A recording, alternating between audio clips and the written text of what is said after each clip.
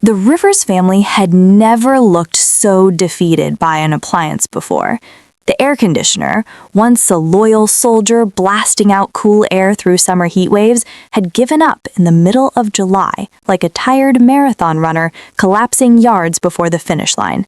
It sputtered, made a sound that could only be described as a kazoo being strangled, and then died. The silence afterward was deafening, except for the cicadas outside and the groans of 4 very sweaty humans sprawled around the living room. Dan Rivers stood in front of the vent, as if his sheer willpower might resurrect it.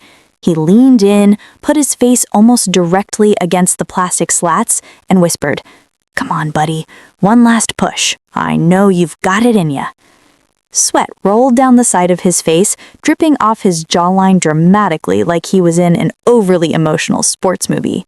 He turned back toward his family with a hopeful grin. "It's just taking a little break. Machines need naps too." Maya Rivers, his wife, sat cross-legged on the floor, fanning herself with a pizza flyer. Her hair stuck to her temples, and her tone was the kind that made husbands everywhere stop whatever nonsense they were attempting. "Dan, the thermostat says 93 degrees. The only thing taking a nap is our ability to live like normal humans." Their 13-year-old daughter Zara lay dramatically across the couch like she was auditioning for a soap opera. Her phone was clutched in her hand above her face as she groaned, "I can't feel my thumbs. Do you know how tragic that is? I literally can't text. My life is over." She snapped a selfie of her sweaty, exaggerated suffering and immediately captioned it, "Living in a sauna, send slushies." Leo, the 7-year-old, marched into the room wearing shorts, a button-down shirt, and the most serious expression imaginable. In his hands was a legal pad covered in messy handwriting and stick figure diagrams. "Okay, I've prepared a list of options," he announced like a lawyer presenting to the jury. "Option 1, we move to the North Pole. Option 2, we sleep in the freezer. Option 3, we call Grandpa and Grandma because they have central air and probably popsicles. I highly recommend option 3. While he spoke, 5-year-old Millie had already executed option 2 on her own. The fridge door was wide open, and there she stood, hugging a bag of frozen peas against her cheek like it was the love of her life. "This is my new best friend," she declared, ice dripping onto her pajamas. "His name is Greenie." She kissed the frosty bag, which immediately slipped out of her hands and burst on the floor. Little peas scattered everywhere, rolling across the linoleum like tiny marbles. "Oh no! Greenie exploded!" Dan tried to keep the mood up. He clapped his hands, forcing enthusiasm. "See? Adventure! We'll just live like pioneers. No air conditioning, no problem. We'll churn butter, sleep with open windows, bond with nature." He paused to wipe sweat from his forehead. "You know, pioneer stuff." Zara sat up just enough to glare at him. "Dad, this isn't Little House on the Prairie. This is torture." Maya had reached her limit. She stood, brushed peas off her ankles, and announced, "That's it. Pack bags, we're staying with your parents." The decision was met with a mix of reactions. Zara groaned, flopping back onto the couch. "A month with Grandma and Grandpa? That's basically social death. I'll never recover." Leo fist-pumped. "Yes, they have cookies and cable, and Grandpa lets me watch shows Mom says rot my brain." Millie squealed with joy. "I'm gonna live in the pantry forever." Dan attempted to salvage his pride. "Are we sure it's only 93? 93 builds character." His wife's glare was the only answer he needed. "Okay, fine, pack bags." What should have been a quick packing session turned into a 3-ring circus. Zara insisted she needed her entire shoe collection. "What if there's a family dinner? What if there's a TikTok emergency?" she demanded while stuffing glittery sneakers and combat boots into her duffel. Leo packed his legal pad, 3 flashlights, a magnifying glass, and an entire box of granola bars. "I'm prepared for every possible scenario," he assured his mom. Millie waddled around, hugging stuffed animals bigger than she was, trying to shove them all into a tiny backpack. Dan attempted to haul 3 suitcases at once down the stairs, lost his footing, and tumbled halfway down before landing in a pile of plush unicorns. "Perfect landing," he wheezed. 2 hours later, their SUV looked like it was auditioning for a reality show called Extreme Overpackers. The roof rack sagged, the trunk bulged, and Maya muttered under her breath about how they were only supposed to be gone for a month, not relocate permanently. Dan insisted, "We're just thorough. Nothing wrong with being prepared." Zara groaned from the back seat. "It looks like we're fleeing the country. If any of my friends see this, I'm deleting my social media." The drive to Harold and Gloria Rivers' house took about 45 minutes, but in the heat, it felt like a trek across the desert. By the time they pulled into the driveway, the family looked like a bunch of wilted flowers. Gramps burst out the front door in socks and sandals, arms spread wide like a game show host. "The Rivers family have arrived," he boomed as his belly bounced with each laugh. "Quick, everyone inside before you melt into puddles." Behind him, Grandma Gloria, or glowed to anyone within earshot, appeared wearing a floral robe and dramatic sunglasses, waving as if paparazzi were waiting on the lawn. "Welcome, welcome, my darlings. The house is yours." The kids scrambled out of the car. Leo immediately presented his legal pad to Gramps. "We have terms and conditions. 3 meals daily, bedtime stories upon request, and indoor temperature maintained at 72 degrees. Gramps grinned. 72? Buddy, I run this place at 68. We're basically penguins." Millie dashed straight past everyone, through the door, and within 30 seconds the pantry door slammed. A muffled voice shouted, "Don't come in! This is my castle!" When they opened it, she was already cross-legged on the floor, face smeared with cookie crumbs. Zara stood on the porch, hoodie pulled over her head despite the heat, mumbling, "I don't know these people." Glow looped an arm around her shoulder. "Darling, don't be shy. We'll get you on TikTok in no time. I've been practicing. Watch this." She attempted what she thought was a trendy dance move, flailing her arms like she was fighting off invisible bees. Zara nearly fainted. "Please don't ever say that again." Meanwhile, Dan was determined to prove his usefulness. He hoisted the heaviest suitcase onto his back and started up the stairs. "See? Easy peasy." 2 steps later, his foot slipped, and suddenly he was wedged sideways like a human Tetris block, suitcase pinning him down. "A little help here?" Gramps chuckled. "Every time you visit, my staircase gets assaulted. One day, I'm charging admission." Eventually, they hauled everything upstairs.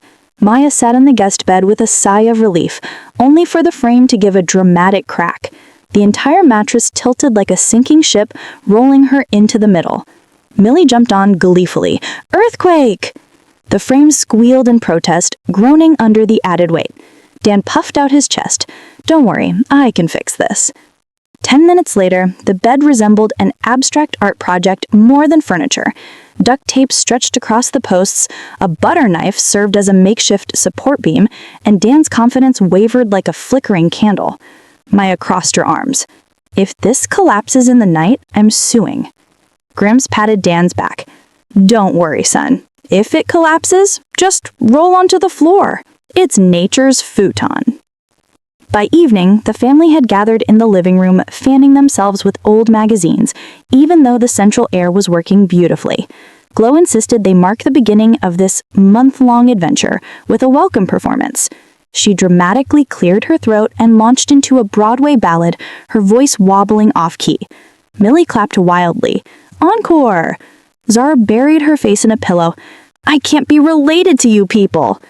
Gramps decided to add beatboxing, which sounded less like beats and more like he was choking on soda, but the performance rolled on.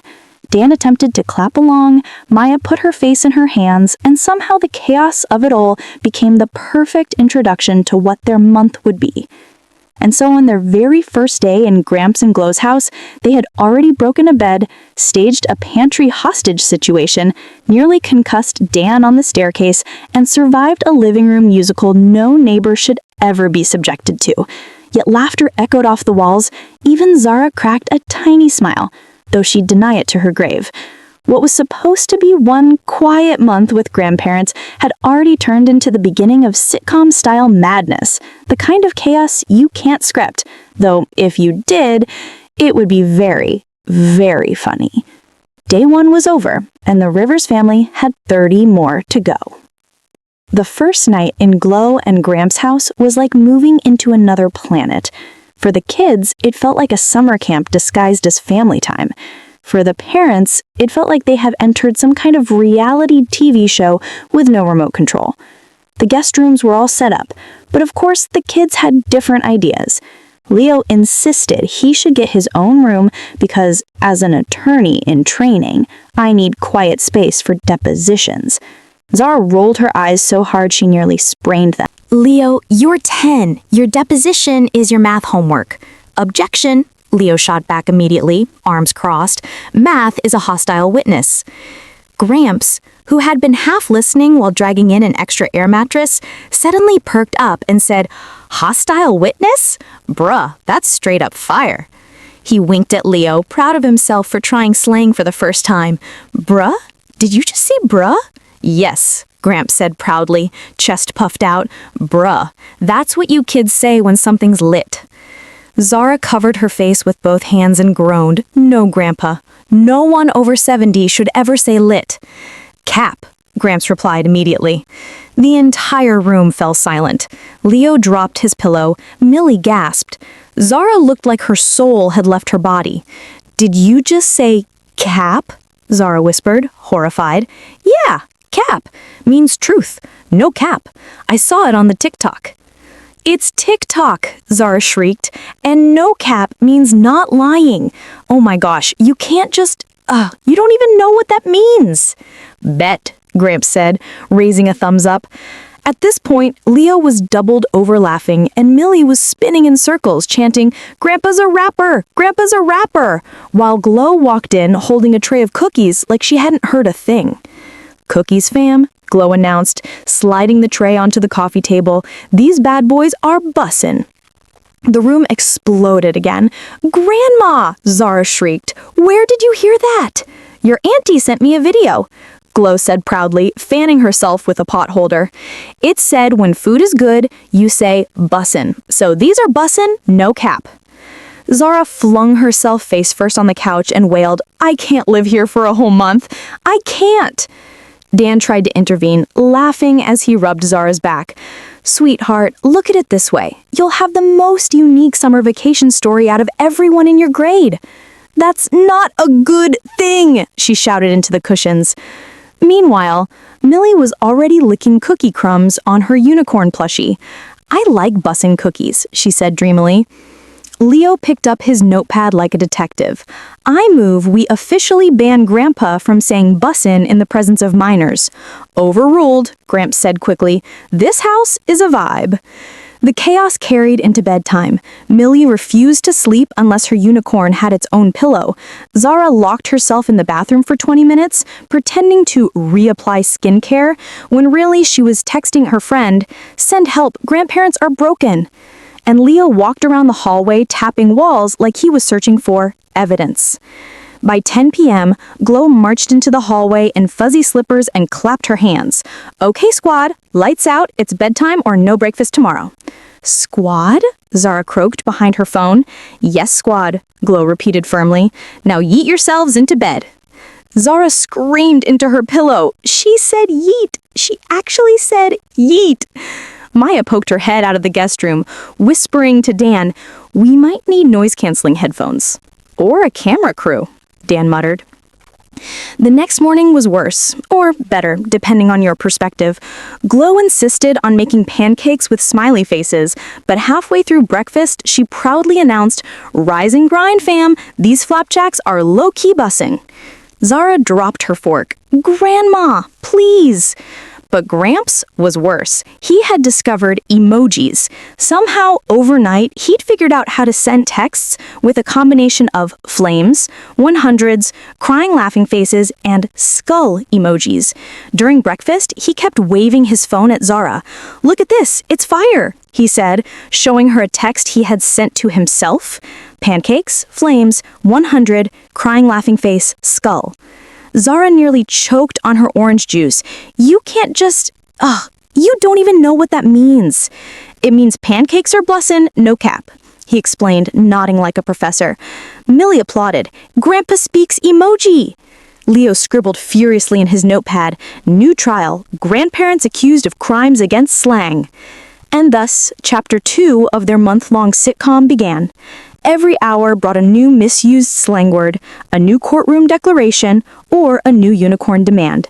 The parents gave up trying to control it. By mid-morning, Maya sat on the porch sipping coffee, muttering, "This is my circus, these are my clowns." Dan leaned back in his chair, smiling at the sound of kids screaming from inside. "At least it's a funny circus." And as if on cue, Gramps stuck his head out the window and yelled, "YOLO!" before disappearing again. Maya groaned. "We're doomed." But deep down, she was laughing. They all were. The first week in Gramps and Glow's house had already created enough material for a sitcom season. A broken bed frame, a pantry siege led by Millie, and Dan's ongoing war with gravity on the staircase. By the third morning, everyone had somewhat adjusted to the chaos. Somewhat. Zara still looked like she was in witness protection every time Grandma tried to hug her. Leo was still issuing daily family contracts that no one signed, and Millie had now claimed both the pantry and the laundry basket as her private fortresses. But this morning, something new was brewing in the kitchen. Glow, still wearing her oversized floral robe and a pair of glittery reading glasses, had been eavesdropping all week. She'd heard Zara tossing around words that sounded like another language, and the curiosity had been gnawing at her. Words like sus, bussin', and low-key floated in the air whenever Zara FaceTimed her friends. Glow had no clue what they meant, but she knew one thing. If she didn't get with the times, she'd risk becoming irrelevant. And Gloria Rivers was many things, but irrelevant? Never. That morning, Zara shuffled into the kitchen, still half asleep, scrolling through her phone. Glow leapt into action. "Good morning, fam," she declared, voice booming like she was still on stage. Zara froze. "What did you just say?" "Fam," Glow repeated proudly, adjusting her robe like a cape. "That's what the youth say, isn't it? Means family, which is what we are. So, good morning, fam." Dan nearly choked on his toast. Maya smothered a laugh. Leo tilted his head like a scientist observing an alien. Technically, she's correct, but she's also terrifying. Zara groaned, dragging a hand down her face. "Grandma, please don't. Just don't." But Glow was unstoppable now. She leaned across the table and whispered conspiratorially to Millie, "This cereal, it's bussin', no cap." Millie gasped, eyes wide. "Grandma's speaking magic," she squealed, spilling milk across the table in excitement. Zara slapped her forehead against the table dramatically. "This cannot be happening." Gramps entered the kitchen right on cue, scratching his head, holding a newspaper he hadn't actually read in years. "What's bussin'? Is that when your bus is late?" Glow grinned at him like a teacher with a new student. "No, Harold, it means something's really good, delicious, excellent." Gramps squinted. "So, if my oatmeal tastes like cardboard, that's not bussin'?" "Exactly. But if I add cinnamon, it's bussin'." Gramps grinned, clearly enjoying himself. "All right then, my socks? Bussin'. This coffee? Big wee. These grandkids? Straight fire." Zara made a strangled noise like her soul was leaving her body. For the rest of the morning, Glow peppered slang into every sentence. "Dan, your attempt at fixing the bed last night? Major L. Leo, brushing your teeth without being asked? That's clutch. Millie, you hiding in the pantry with cookies? Kinda sus." The more she used them, the prouder she looked. Zara considered crawling under the table and never resurfacing. At lunch, Glow attempted to speak Zara's language directly. "So, Z," she said, emphasizing the nickname she thought was cool, Who's your main character energy today? Zara looked like she wanted to evaporate. Grandma, please stop. No, I'm low-key vibing with this whole family staycation. High-key even. Gramps snorted. You're vibing? With what? Arthritis?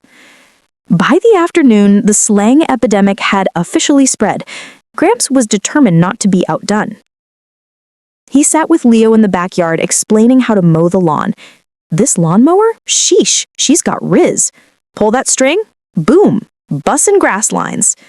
Leo clutched his stomach from laughing. Grandpa, you're not supposed to say it like that. Hey, don't gatekeep the lingo, fam. Gramps shot back. Inside, Maya tried to get the kids to clean up their toys. Glow waltzed in, pointing dramatically. Children, this mess is sus. Clean it up before it becomes cringe. Zara screamed into a pillow. I'm moving out. I'm running away. I can't live like this. But secretly, when her phone buzzed with a text from her best friend, she typed, my grandma just said, bussin', pray for me. Dinner that night was the true test. Glow had made spaghetti, and as everyone gathered around the table, she raised her fork like a sword. This pasta? Straight fire, no cap.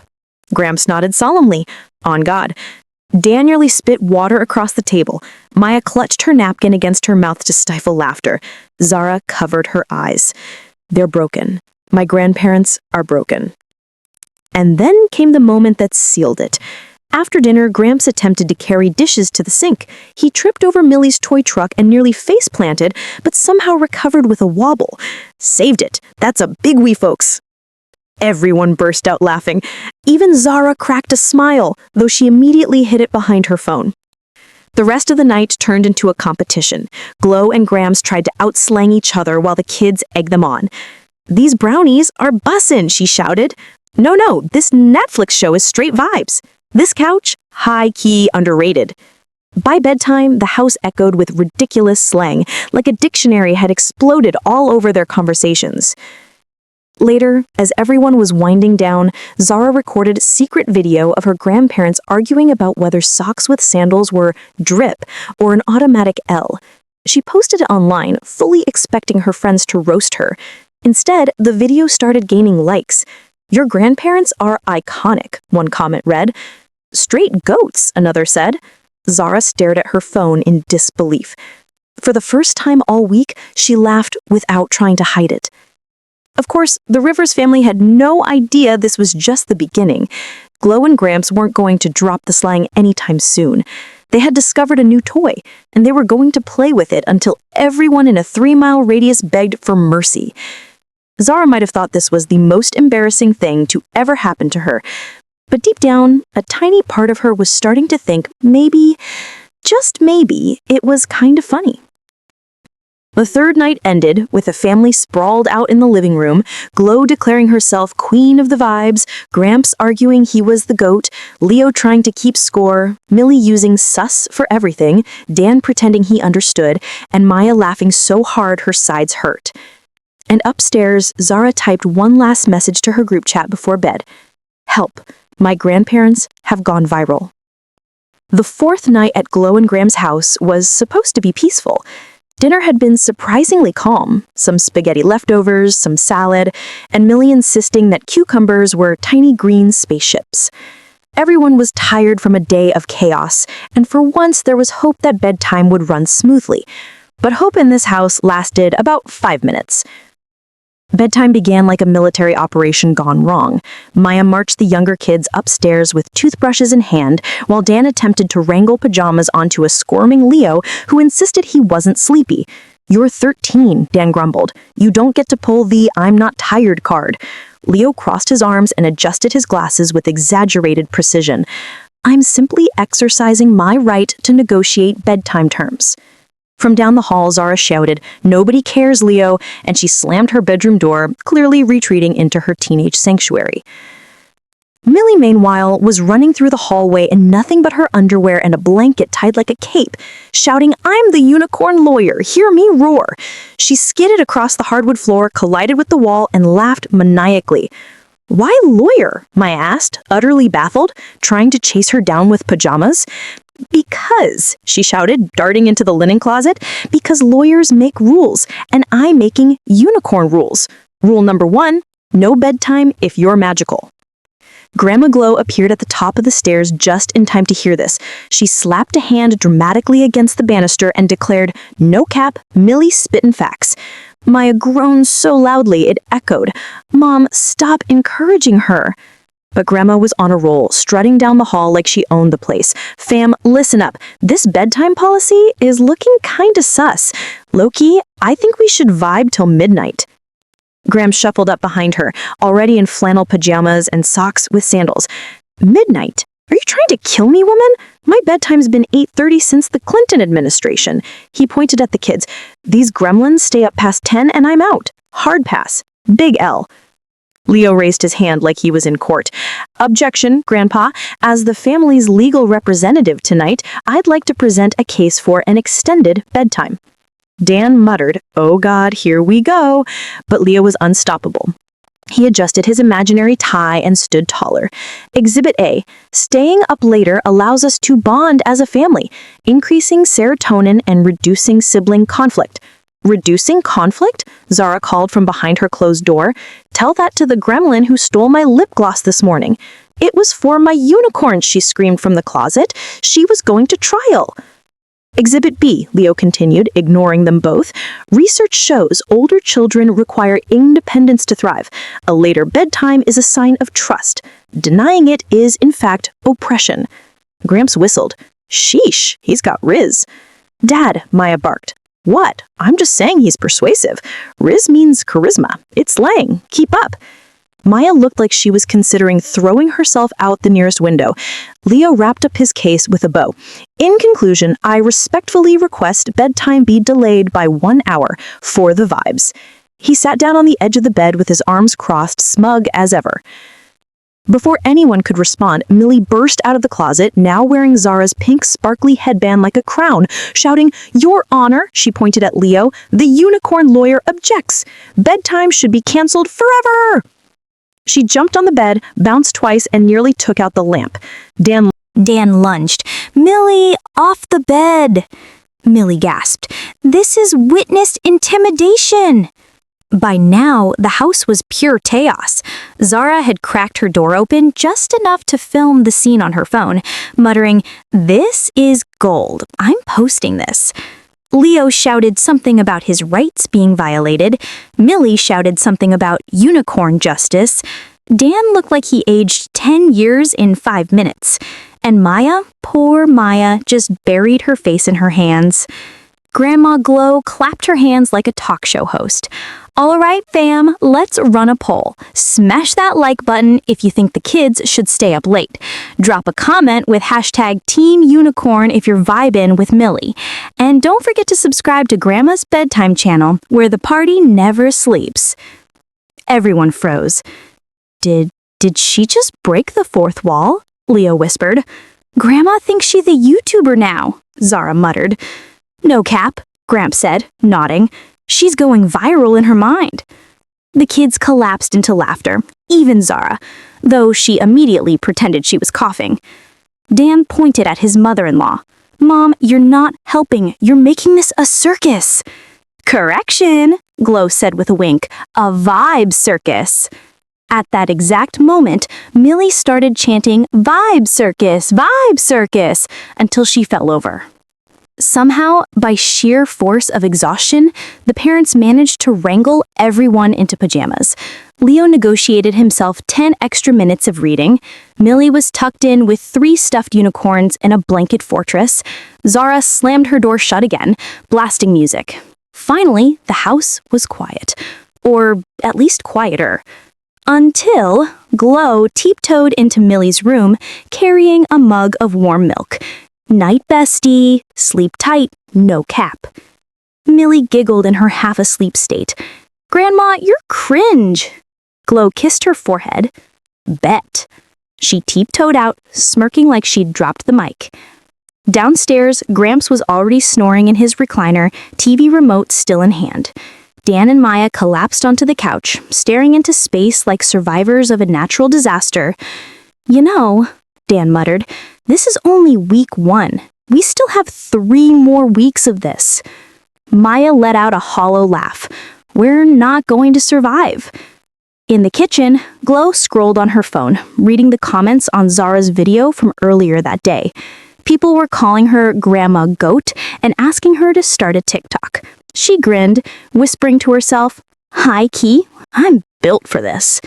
And just like that, the bedtime battle became legend in the Rivers household, a story retold for years, always with Glow doing exaggerated slang impressions, Gramps claiming he'd been the voice of reason, and Zara rolling her eyes while secretly loving every second. The night closed with the family house creaking in silence, the faint sound of Millie talking in her sleep about Unicorn Court, and Grandma Glow practicing her outro for the next day. All right, fam, if you're still watching, smash that like, drop a comment, and remember, stay vibin'. Saturday morning arrived with the kind of false peace that tricks parents into thinking maybe, just maybe, the day will be calm. Birds were chirping, sunlight streamed through the curtains, and for a full 3 minutes, the Rivers house was quiet. Then Millie came tearing down the stairs wearing rain boots, a tutu, and Leo's oversized hoodie, shouting, "It's breakfast court! Everyone's on trial for pancake crimes!" Grandma Glow looked up from the kitchen counter, where she was smearing butter on toast, and smirked. "Big bet, Millie. Who's guilty?" "Zara," Millie declared dramatically, pointing up the stairs. "She ate the last pancake yesterday and didn't share with my unicorn." Zara stomped on the stairs, earbuds in, hair a mess, glaring like she'd been dragged from the depths of her teenage slumber. "Are we seriously still talking about pancakes? That was literally yesterday." "Objection!" Leo shouted, appearing behind her with a notebook in hand. "As today's self-appointed judge, I rule that all breakfast disputes must be addressed." Dan sighed into his coffee. "It's too early for this." Gramps leaned back in his chair, grinning. "Nah, fam, this is content. I'm vibing." "Dad, stop saying vibing," Maya groaned, flipping pancakes on the griddle. "Don't be salty," Gramps shot back. "These flapjacks are about to be bussin'." "Stop, please," Zara buried her face in her hoodie. Glow strutted around the table like a hype woman. "All right, fam, listen up. Pancake court is in session. Smash that gavel if you're ready." She grabbed a wooden spoon and slammed it against the counter, startling everyone. Case number 1, Zara versus Millie the unicorn. Millie climbed onto a chair, wrapped in her tutu like a robe. "Your Honor, she ate my unicorn's pancake, and then she laughed in my face." Zara groaned. "Oh my god, I didn't laugh in your face. I laughed because you were talking to a stuffed unicorn about syrup." "That's slander," Millie gasped. "Unicorns have rights." Leo scribbled furiously into his notebook. Noted, very serious claim. Maya tried to step in. "Can everyone just eat their food while it's hot?" But nobody was listening anymore. Pancake Court had taken on a life of its own. Dan leaned toward his wife, whispering, "This is starting to feel like one of those weird improv shows." Glow turned to Zara with a dramatic flourish. "So Z, do you plead guilty or nah?" Zara threw her arms up. "Fine, guilty, whatever gets me pancakes faster." Millie gasped. "She confessed." She pointed at Zara like she was in a movie courtroom. "I demand justice. I demand double syrup." Gramps clapped. "Sheesh, that's a power move. Respect." Maya buried her face in her hands. "We're never leaving this house alive." Eventually, pancakes were served, though not before Glow forced everyone to chant, "No cap, this breakfast is bussin'" together. Even Zara muttered it under her breath, rolling her eyes, but secretly laughing. After breakfast, the plan was simple, a family trip to the local park. The grandparents lived just far enough from town that it felt like an adventure. But packing for the park with 3 kids and 2 grandparents turned into something resembling an international flight. Snacks, check. Sunscreen, check. 3 different stuffed animals Millie refused to leave behind. Check. Leo's emergency binder of facts, check. Zara's headphones so she wouldn't die of boredom, triple check. When they finally piled into the minivan, Dan looked like he'd run a marathon. "We're only going for 2 hours, he muttered. 2 hours too many, Zara groaned, slumping in the back seat. Gramps buckled himself in with a grunt. "Shotgun, baby! This ride's about to be lit." "Dad, stop," Maya warned. But Gramps just winked at Leo. "No cap, I'm built different." The car ride was a disaster in motion. Millie sang a made-up song about unicorns the entire way. Zara tried to drown her out with music, muttering insults under her breath. Leo lectured everyone on the history of playground equipment. Dan nearly drove off the road when Glow leaned forward and shouted, "If you're enjoying this ride, smash that like button, fam." At the park, things escalated quickly. Millie ran straight into the sandbox, burying her unicorns like they were on a treasure hunt. Leo immediately began giving unsolicited safety tips to random kids. That slide is statistically dangerous if you go head first. Zara sat on the bench, glaring at her phone like it had betrayed her by not teleporting her away. But Glow decided this was her moment. She marched to the swings, plopped herself down, and shouted, "Watch Grandma drip," before pumping her legs like she was 12. She actually got pretty high before her shoe flew off and landed in the lap of a horrified stranger.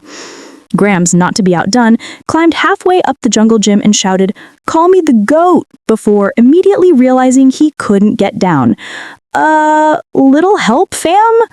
Dan jogged over. "Dad, why did you even climb up there?" Graham shrugged.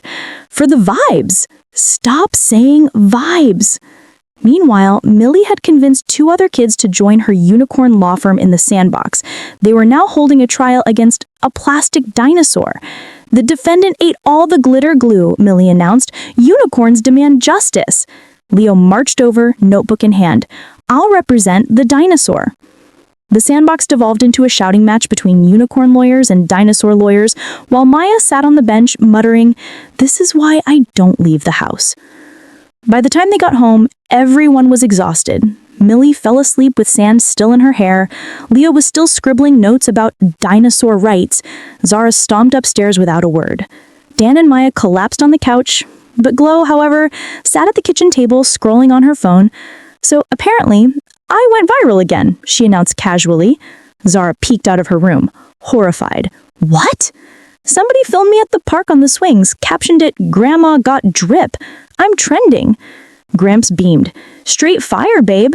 Zara groaned so loud it rattled the windows. "I can't live like this." Glow winked. "Better get used to it, fam. Grandma's bussin' into the influencer game. High key." Maya groaned. Dan muttered something about moving to another planet, and Millie, half asleep, whispered, "Unicorns approve." And just like that, Chapter 5 closed with the Rivers family realizing their month at Glow and Gramps' house wasn't just a stay, it was a full-blown sitcom that no one had signed up for. Sunday mornings were usually church quiet at Glow and Gramps' place. Unless, of course, 3 kids, 2 frazzled parents, and 2 slang-drunk grandparents were living there. By the second weekend, the house was starting to feel less like a family retreat and more like a reality show. Everyone had developed routines. Zara barricaded herself in her room with music, Leo turned every conversation into a courtroom, Millie had officially established a unicorn government, Dan tried to fix things that weren't broken, Maya tried to prevent meltdowns, and Glow and Gramps, well, they were still testing out new slang like kids with fresh toys. This particular Sunday, chaos began at 8 a.m. sharp when Millie decided to host unicorn yoga in the living room. She dragged in pillows, blankets, and 3 stuffed animals dressed in scarves. "Welcome, class," she announced in her squeaky morning voice. "Today, we stretch like unicorns and fart glitter." Dan spit out his coffee. "I did not sign up for glitter farts." "Dad, you're literally so cringe," Zara mumbled as she trudged into the room, still in her pajamas, hair a mess. "Cringe?" Grandpa asked from his recliner. "Is that good cringe or bad cringe? Because back in my day, we just called things embarrassing." "Bad cringe," Zara clarified. "Noted," Grandpa said, then added with a smirk, "Still bussing, though." Maya shook her head, trying to tidy the room. "Mom, Dad, can you two not?" But Glow was already kneeling on a yoga mat Millie had dragged in, striking a dramatic warrior pose. "Fam, I'm locked in. Unicorn yoga is straight vibes." Millie squealed. "Grandma's my star student." "Oh my God," Zara groaned. Leo appeared in the doorway with a clipboard. "This session requires parental consent forms." "Leo, Dan," said, rubbing his temples, "no one's signing a form." "Then technically," Leo replied, adjusting his glasses, "this unicorn yoga is illegal." Millie gasped, clutching her unicorn. "Unicorns don't care about laws, they care about sparkle." Within 5 minutes, the living room had besummed into absolute lunacy. Glow was attempting downward dog while shouting, "This pose is bussing!" Grandpa was trying to join in but gave up halfway and lay flat on his back, groaning, "I'm cooked, fam!" Zara filmed a snippet for her friends, muttering, "This is my personal hell." Dan tried to sneak back to the kitchen but tripped on a yoga mat while Maya shouted, "Can everyone stop moving furniture before someone gets hurt?" Of course, that was the exact moment Millie launched herself off the couch, cape fluttering behind her, yelling, "Unicorn flying bows!" She landed directly on top of Gramps, who wheezed, "That's an L for my spine." Everyone froze. Then Millie whispered, "Sorry, Grandpa." Gramps chuckled, patting her head. "It's okay, kiddo. You got hops. Low-key proud." Zara facepalmed. "Grandpa, stop saying low-key. High-key," he corrected with a wink. By mid-morning, the Rivers clan had managed to migrate outside for some fresh air, which usually meant more chaos. Grandpa decided it was the perfect time to teach Leo how to grill. "Rule number 1, fam," he announced, flipping a burger with exaggerated flair, "always keep the vibe alive. Burgers without vibes? Trash." Leo frowned. "Grandpa, vibes aren't a cooking temperature. They are now." Meanwhile, Millie had organized a unicorn parade down the driveway. She wore a bike helmet with paper horns taped on and had roped Zara into pulling a wagon full of stuffed animals. Zara trudged forward like she was being punished by the universe. "I'm never showing my face in public again." Across the yard, Glow was on her phone filming the whole spectacle, narrating like a vlogger. "What's up, fam? We got unicorn energy today. Smash that like button if you're vibing with Millie's drip." Dan nearly dropped the cooler he was carrying. "Mom, who are you even talking to?" "The internet," Glow replied smoothly. "You're not on the internet." Dad shot back. Glow winked. "That's what you think." Maya looked up from setting the Picnic table. Wait, Mom, please tell me you didn't actually make a TikTok account. Silence. "Oh my God," Maya groaned, rubbing her forehead. The afternoon spiraled into sitcom madness. Gramps burned one burger and tried to flip it off as extra crispy drip. Millie insisted on writing a full burger quality report. Millie staged the unicorn dance battle in the driveway, attracting 3 confused neighborhood kids who joined in. Zara sat in the shade, glaring at her phone, until one of her friends texted her a screenshot. "Your grandma is trending again." She scrolled in horror to find a video of Glow attempting unicorn yoga now had thousands of likes. The top comment read, "Grandma's got the riz."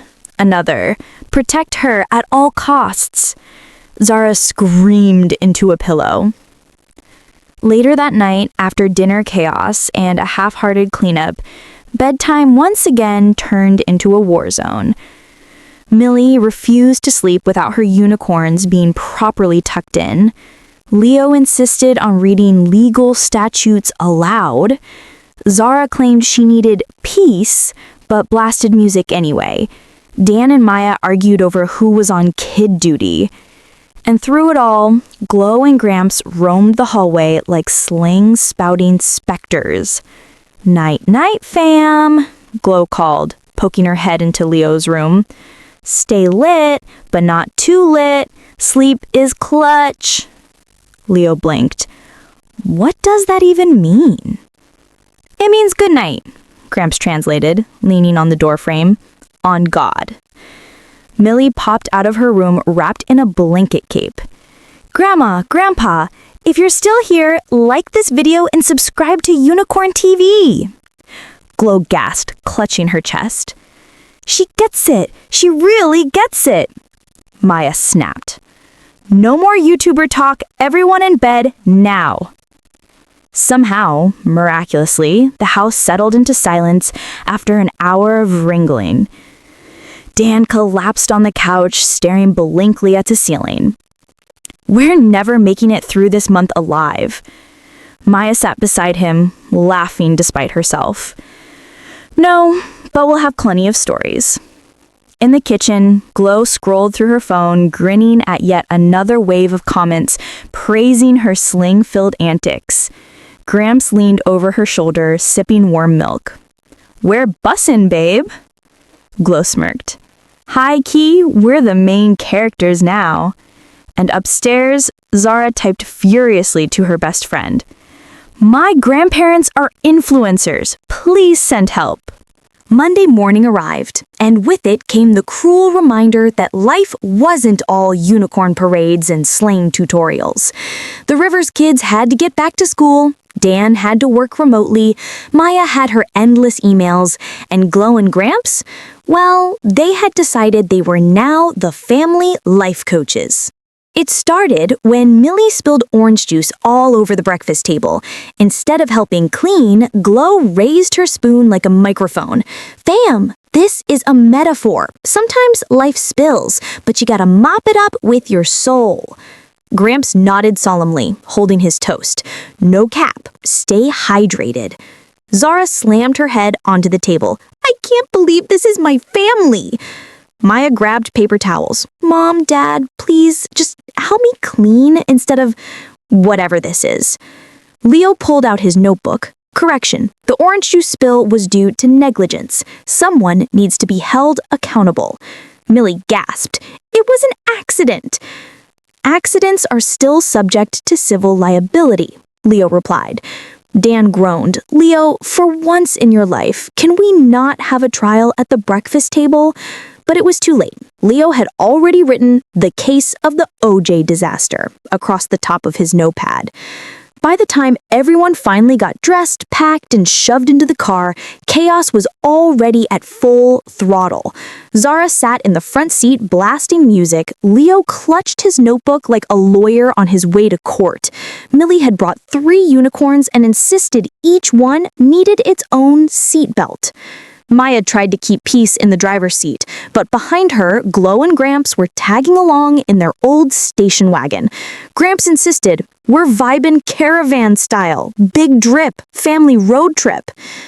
At school drop-off, the kids' lives officially shattered, because as soon as Millie leapt out of the car wearing her unicorn cape, she shouted, "Bye, fam! Stay lit!"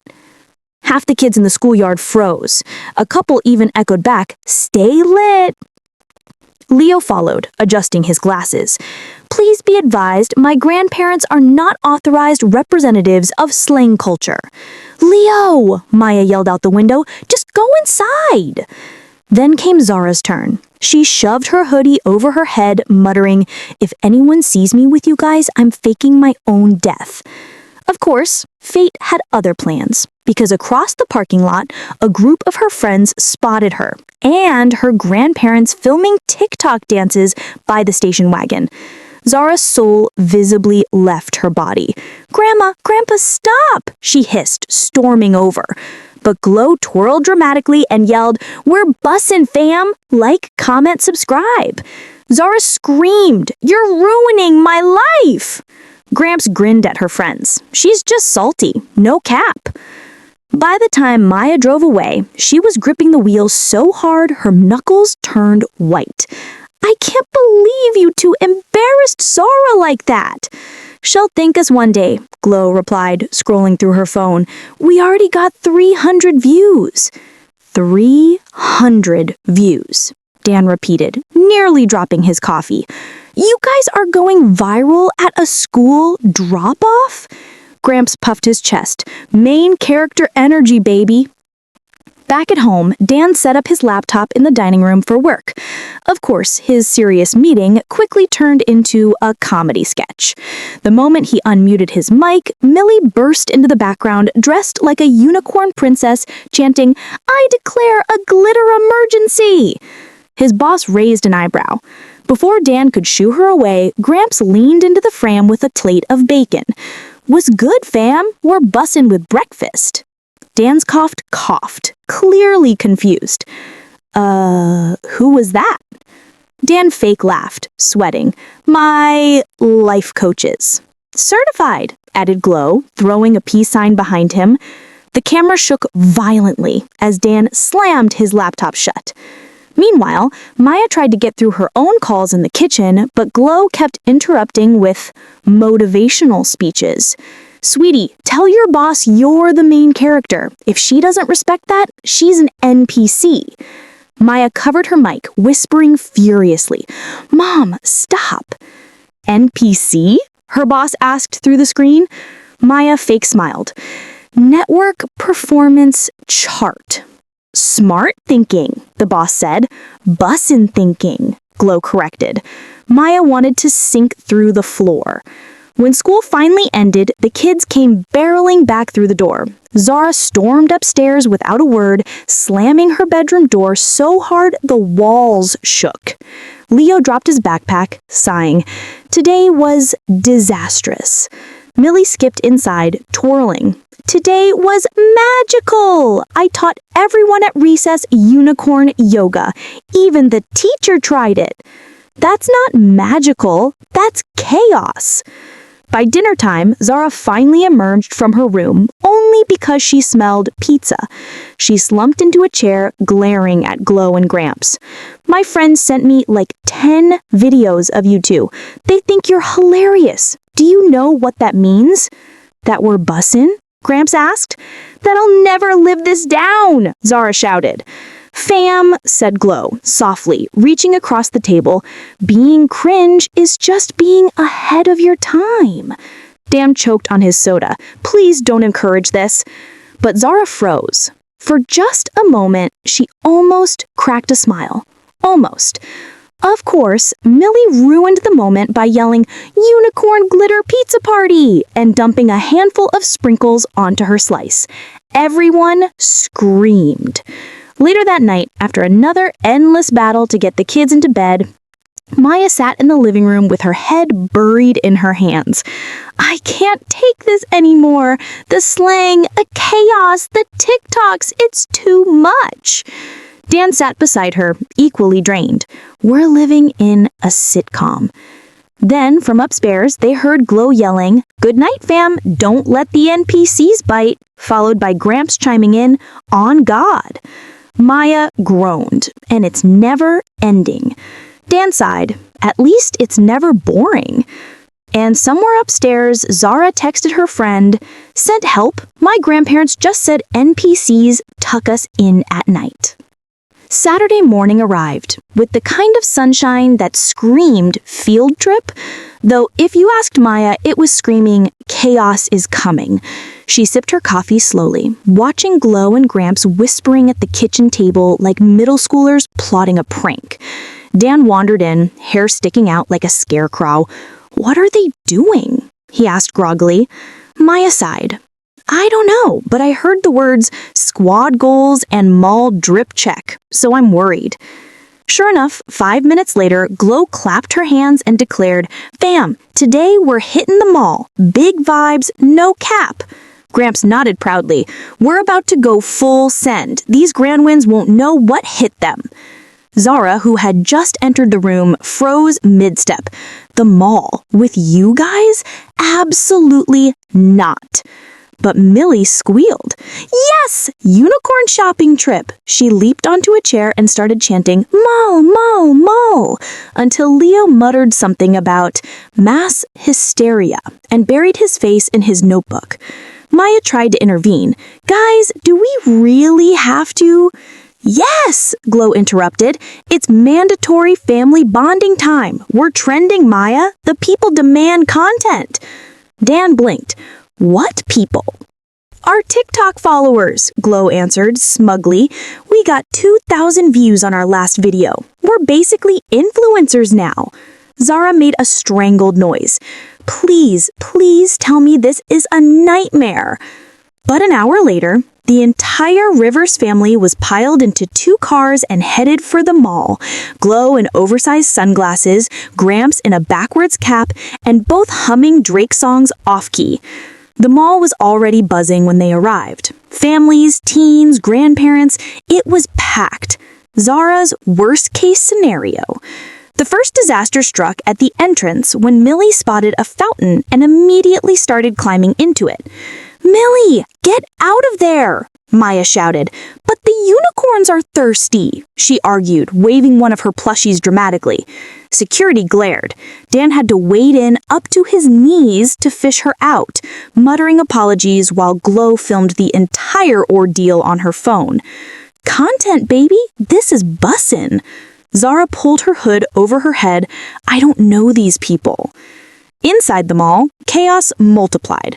The plan was to just look around. The reality was, Millie dragged everyone into a toy store and nearly knocked over an entire display of slime kits. Leo stood in a bookstore lecturing a poor cashier about the legality of late library returns. Gramps tried on a neon tracksuit and announced, "This drip slaps, am," while striking poses in the mirror. Glow got distracted by a makeup kiosk and walked out wearing enough glitter to blind a small village. By the time they reached the food court, Maya's eye was twitching. "We're eating, then going home," she declared. But of course, eating was its own disaster. Leo ordered a burger and immediately began a 10-minute speech on food safety regulations. Millie tried to convince the smoothie guy to add sprinkles into her drink. Zara buried herself in fries, hoping no one saw her family. And then Glow and Gramps decided to try Slang on the youth. They spotted a group of teenagers at the next table. Without hesitation, Gramps leaned over and said, "What's good, fam? These nuggets bussin' or what?" The teens stared. "On God," Glow added with a wink, "this food court got that riz." Zara dropped her fry. "OMG, stop." But the teens? They burst out laughing. "Yo, your grandparents are hilarious," one said. "Respect." Zara wanted the ground to swallow her whole. As they left the food court, Glow whispered to Gramps, "We just earned street cred, no cap." "Big W," Gramps replied. Later, they stumbled into a music store, where Gramps picked up a pair of headphones and began bobbing his head to the beat like he was in a rap video. Glow filmed him narrating, "Grandpa dropped the hottest beats of 2025. Smash that like button if you're vibin'." Maya spun around. "Mom, stop saying that in public." But a random passerby actually shouted, "Yeah, like and subscribe." Maya groaned. Things only escalated when Millie insisted on going to the arcade. Within minutes, she was buried in tickets from the skee-ball machine, chanting, "Unicorn jackpot!" while Zara sulked in the corner, pretending not to exist.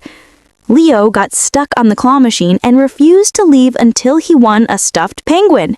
"It's about justice now," he explained solemnly.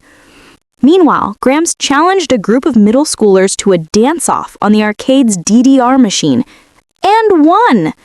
By the time everyone dragged themselves out of the mall, arms full of shopping bags, tickets, and glitter-covered unicorns, Maya was pale with exhaustion. "This was the worst idea ever," she muttered. But Glow held up her phone. "Correction, this was the best idea ever. Our Grandpa Goes Beast Mode on DDR video just hit 5,000 views." Zara let out a dramatic groan. "I'm moving to another country." That night, back at the house, everyone collapsed on the couch, exhausted. Millie fell asleep mid-sentence with a unicorn in each arm. Leo continued writing legal notes about the claw machine. Zara soaked quietly, earbuds blasting music. And Glow looked at Gramps, grinning. "We did good, fam. No cap." Gramps nodded proudly. "Straight fire." Dan covered his face with a pillow. "I want a refund on this, family." Maya sighed, then chuckled despite herself. "At least we survived." But from upstairs, Millie's sleepy voice carried down the hall. "Unicorn jackpot forever!" Everyone groaned, but somehow the living room was filled with laughter anyway. Because chaos or not, cringe or not, the Rivers family sitcom never stopped. The final weekend of the month-long stay arrived, and with it came the unmistakable hum of last hurrah energy. The grandparents, never once to do anything quietly, had decided the family needed a farewell cookout. Not just burgers on a grill, not just hot dogs in the backyard. No. Glow had gone full Pinterest board, combined with TikTok slang, and created what she proudly referred to as the ultimate vibe check party. Maya stared at the backyard in shock. There were fairy lights strung across trees, rainbow balloons, a rented karaoke machine, and most alarmingly, a giant banner that read, "No cap, this barbecue bussin'." "Mom?" Maya said slowly, holding her forehead. Why does the banner say that?" Glow beamed, holding a tray of neon-colored cupcakes. "Because it's accurate, sweetie. This barbecue finna slap." Dan dropped the cooler he was carrying. "I don't even know what language this is anymore." Zara peeked out from the back door, took one look at the setup, and groaned. "I'm not going out there. No way. If my friends see this on social media, I'll never recover." Too late, because Glow had already posted a 30-second TikTok teaser with the caption, "Big vibes, family barbecue, stay tuned fam," and it had over 700 likes in 20 minutes. Millie was the first to dive into the chaos. Wearing a unicorn cape and holding her plushie squad, she strutted across the yard announcing, "Welcome to UnicornCon 2025. She then immediately began decorating the grill with stickers before anyone could stop her. "Millie, no stickers on the grill," Dan barked. "But unicorns love barbecue too," she argued. Leo set down a stack of papers on the picnic table, adjusting his glasses.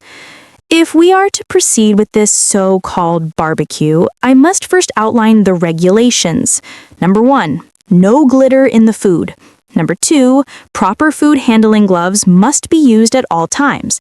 Number 3, fam, your rules are mid. We bussin' with flavor." Gramps interrupted, flipping a burger dramatically. Leo scowled, scribbling notes furiously. "Noted for later litigation." The chaos only grew when extended neighbors and a few family friends trickled in, invited by Glow, who had posted, "Open barbecue, pull up fam," on Facebook. Suddenly, the backyard wasn't just the Rivers family, it was a block party. Kids ran across the lawn, adults clustered near the grill, and someone cranked music loud enough to rattle the windows. Zara stepped outside reluctantly, hoodie up, muttering, "Don't talk to me, don't look at me, don't film me." Her worst nightmare happened instantly. Her friends had shown up. Apparently, Glow had invited them too. "Zara," one of them shouted, "your grandparents are legends." Zara froze in horror as her friends waved excitedly, already holding neon cupcakes. "No," she whispered, "this can't be real." Meanwhile, Gramps decided the karaoke machine needed christening.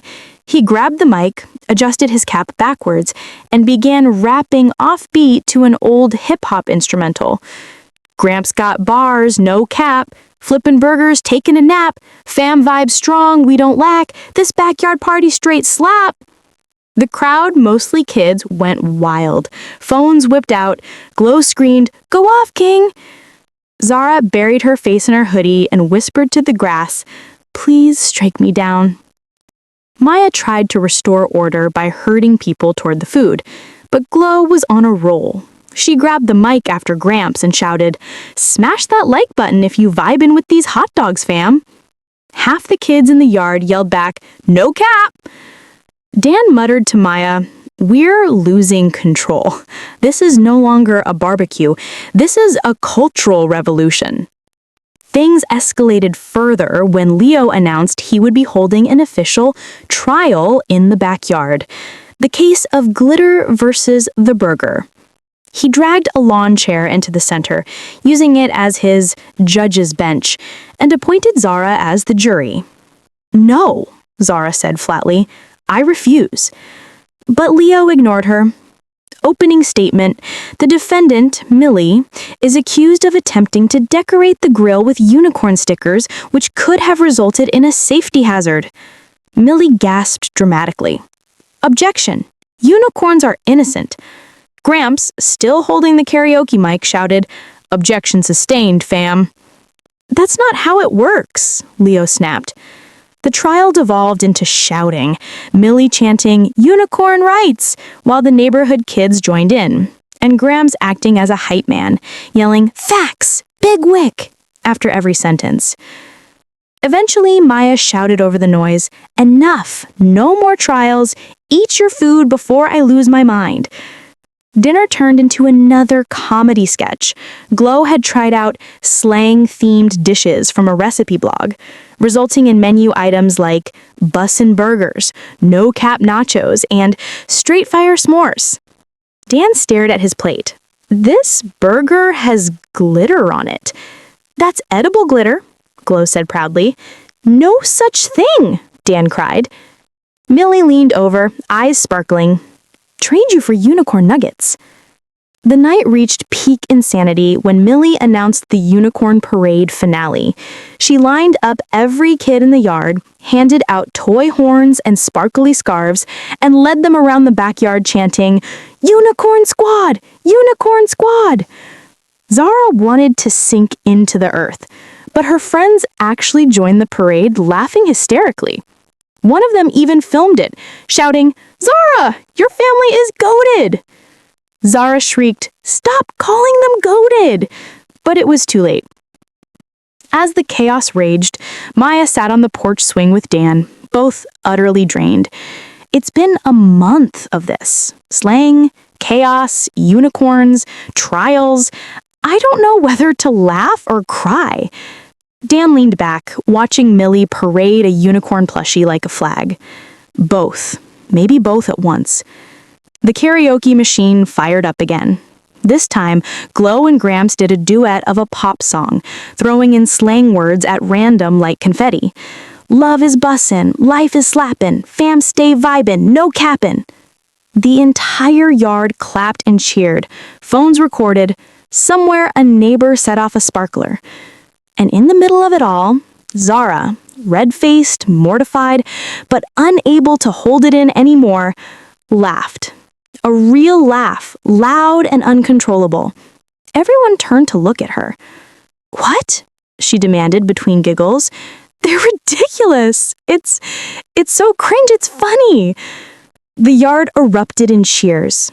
Gramps shouted, "She admits it. Big dub for the fam." Even Leo cracked a smile, though he quickly scribbled in his notebook, "Case closed, cringe accepted as comedy." As the night wound down, kids fell asleep on lawn chairs, Millie curled up with unicorns in her lap, and Glow and Gramps sat proudly under the banner, declaring the party straight fire, no cap. Maya looked around at the tired, happy chaos. "You know," she admitted softly, "this month has been exhausting, but it's been kind of amazing too." Dan smirked. "Admit it, you're vibin'." She swatted his arm, but she was laughing. And as the fairy lights twinkled above, Zara snapped one last photo. Her grandparents surrounded by kids, slang words flying everywhere, Millie leading a sleepy unicorn chant, and Leo clutching his notebook like treasure. She captioned it, "My family is insane. No cap." And for the first time, she didn't mean it as an insult. The final weekend of the month-long stay arrived, and with it came the unmistakable hum of last hurrah energy. The grandparents, never once to do anything quietly, had decided the family needed a farewell cookout. Not just burgers on a grill, not just hot dogs in the backyard. No. Glow had gone full Pinterest board, combined with TikTok slang, and created what she proudly referred to as the ultimate vibe check party. Maya stared at the backyard in shock. There were fairy lights strung across trees, rainbow balloons, a rented karaoke machine, and most alarmingly, a giant banner that read, "No cap, this barbecue bussin'." "Mom?" Maya said slowly, holding her forehead. Why does the banner say that?" Glow beamed, holding a tray of neon-colored cupcakes. "Because it's accurate, sweetie. This barbecue finna slap." Dan dropped the cooler he was carrying. "I don't even know what language this is anymore." Zara peeked out from the back door, took one look at the setup, and groaned. I'm not going out there. No way. If my friends see this on social media, I'll never recover. Too late, because Glow had already posted a 30-second TikTok teaser with the caption, "Big vibes, family barbecue, stay tuned fam," and it had over 700 likes in 20 minutes. Millie was the first to dive into the chaos. Wearing a unicorn cape and holding her plushie squad, she strutted across the yard announcing, "Welcome to Unicorn Con 2025. She then immediately began decorating the grill with stickers before anyone could stop her. "Millie, no stickers on the grill," Dan barked.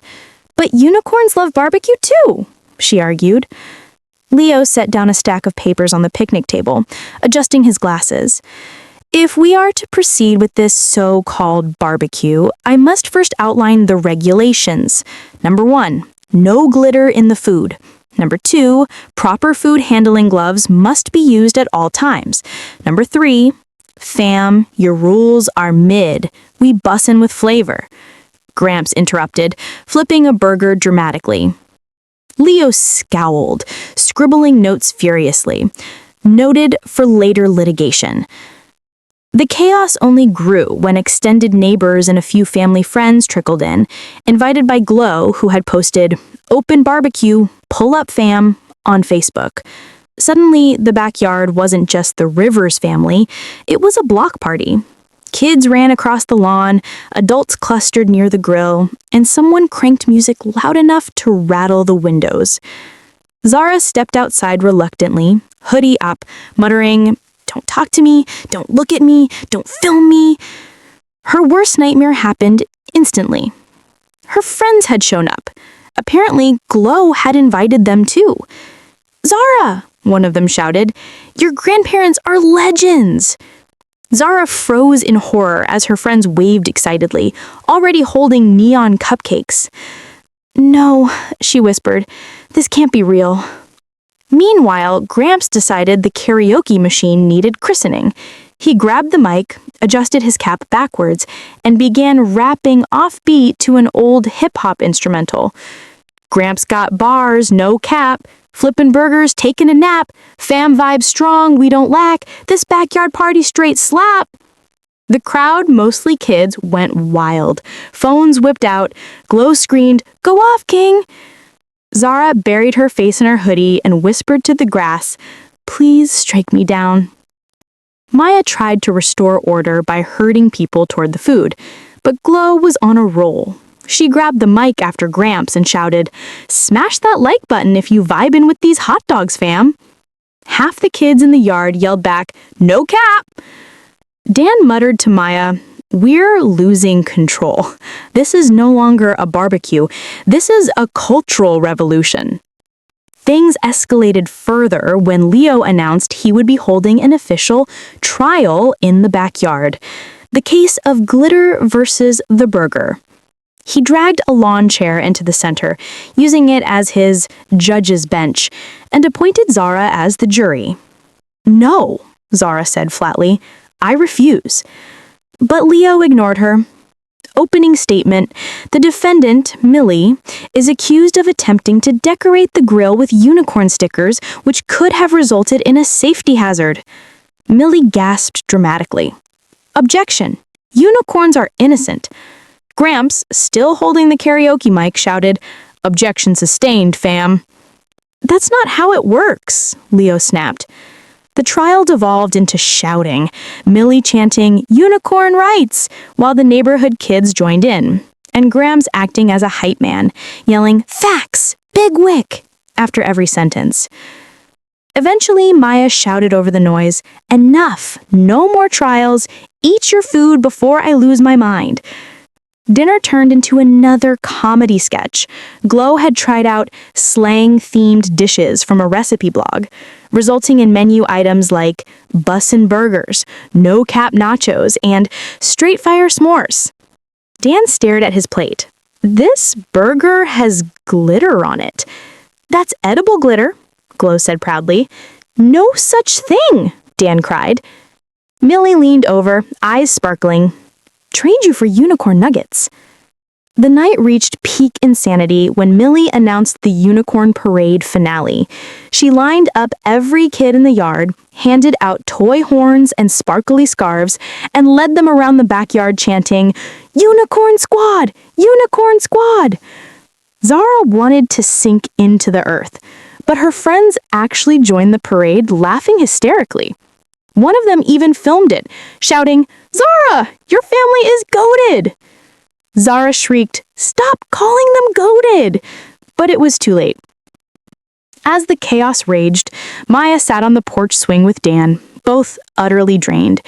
It's been a month of this. Slang, chaos, unicorns, trials.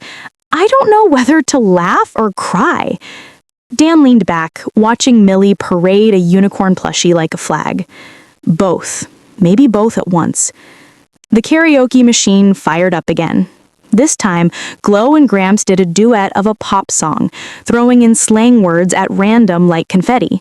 Love is bussin', life is slappin', fam stay vibin', no cappin'. The entire yard clapped and cheered. Phones recorded. Somewhere a neighbor set off a sparkler. And in the middle of it all, Zara, red-faced, mortified, but unable to hold it in anymore, laughed. A real laugh, loud and uncontrollable. Everyone turned to look at her. "What?" she demanded between giggles.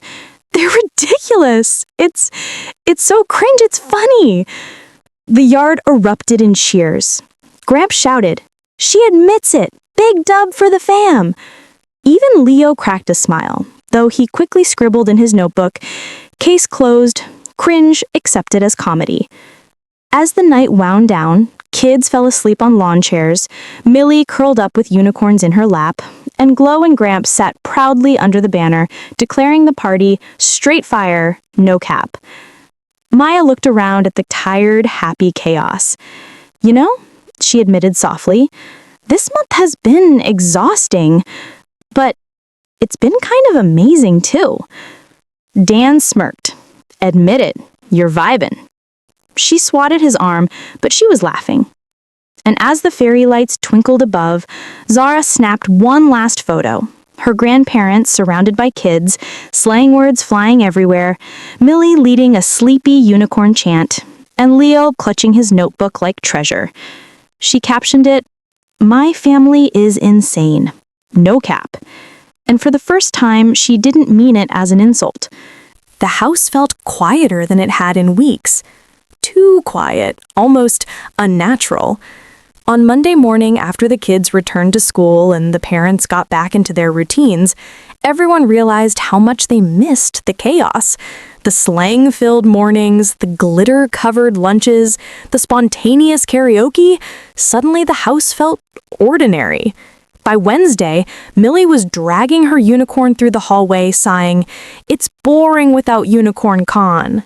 Zara, though she would never admit it out loud, found herself scrolling through her camera roll at night, secretly laughing at Gramps in his neon tracksuit and Glow shouting, "Fam vibes!" into the karaoke mic. Leo even paused one evening, staring at his legal pad, and murmured, "Trials aren't as fun without a hype man." Dan missed the smell of Glow's over-glittered pancakes. Maya missed the way Gramps would slip her coffee with a wink, calling it fuel for the main character. By Sunday morning, the decision was unanimous. "We're going back," Maya said, already packing the car. "Back?" Zara asked, trying to sound annoyed, but her eyes lit up. "Back to Grandma and Grandpa's house," Maya confirmed. "We'll stay until evening snack." And so it began. Every Sunday after, the Rivers family made the 40-minute drive to Glow and Gramps' house. They'd show up for breakfast, pancakes, glitter optional, and stay until the sun dipped low, sharing dinner, laughter, and inevitable chaos. Sometimes it was karaoke. Sometimes it was Leo's courtroom. Sometimes it was Millie's unicorn parade. But always, always it was full of love. What started as a funny accident, a month-long stay that had spiraled into a sitcom-level madness, turned into a cherished tradition. Sundays became sacred. Sundays became family. And even though Zara still pretended to roll her eyes when Gramps yelled, "Big wee no cap," at the dinner table, deep down she was glad. Leo secretly enjoyed having his courtroom audience again. Millie, of course, declared every Sunday a new unicorn festival. As for Maya and Dan, they sat on the porch swing at the end of every visit, watching the kids laugh with their grandparents, and realized that chaos or not, this was exactly what they wanted their family to remember. Time together, love, and a whole lot of cringe that somehow became perfect. Because in the Rivers family, cringe wasn't just tolerated, it was tradition.